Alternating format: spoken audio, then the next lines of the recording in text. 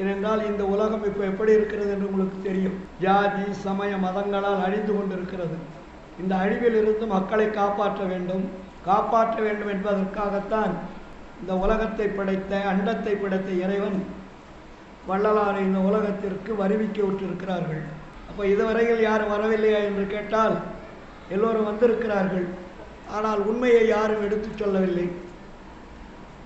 வள்ளலார் வந்துதான் மனித குலத்திற்கு உண்மையான கடவுள் யார் என்ற உண்மையை எடுத்து சொல்வதற்காகவும் அந்த கடவுள் யார் என்பதை தொடர்பு கொண்டு அவரிடத்திலே அருளை பெற்று மரணத்தை வெல்ல வேண்டும் என்ற ஒரு அடிப்படை உண்மையை வள்ளல் பெருமான் நமக்கு தந்திருக்கிறார்கள், சொல்லியிருக்கிறார்கள்.